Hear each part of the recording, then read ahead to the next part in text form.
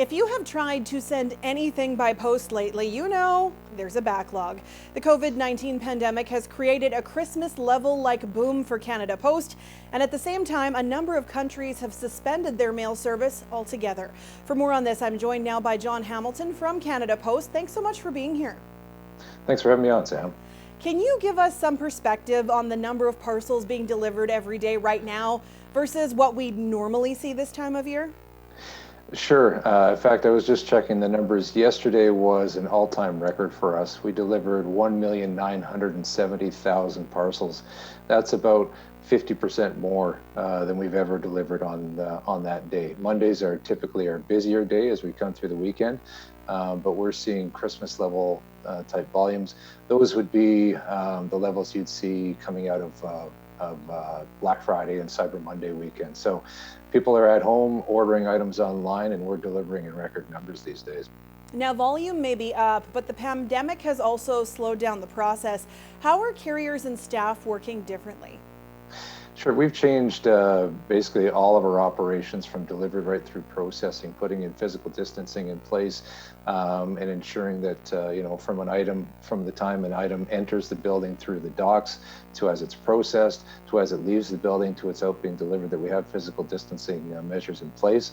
That means our processing is a little slower, and we are seeing some delays, and we're trying to be out telling Canadians, continue to order items online, support small businesses. We will get you your items. It's just going to take us a little bit longer. And then when you look at the delivery side, we've moved to a knock, drop, and go approach. So we've reduced that physical interaction between customers because when our people are out delivering, they could see hundreds of people a day. We know there was an outbreak in Calgary. How has that affected things, and should people be concerned about their mail? We have a process where we, inform employees who work closely with the public health officers. Whenever there's a situation like that, we do deep cleaning. We've been doing increased cleaning and frequency in high-touch areas in all our facilities, much more frequently since March. So we have a process in place there, and we work with the health authorities locally whenever there's a case. Thankfully, we haven't had a lot, but we have had some. And people, go home, they self-isolate, and they're on paid leave. We scrub and deep clean the facility. We get the all clear from the health authorities, and then we proceed. And they've continually said, right from WHO to public health agency to local public health authorities, that the risk with any mail or items like that is low. If people need to send something by post, whether it's mail or a parcel, what's a reasonable expectation for how long it will take to get there? Usually at Christmas time, we have cutoff dates. We're not used to having those any other time of the year. Well, and that's why we put on our COVID site. If you go on to canadapost.ca, there's a whole area where you can go on and see what's changing, because it's changing by the day. We've got some areas of the world that aren't accepting any mail.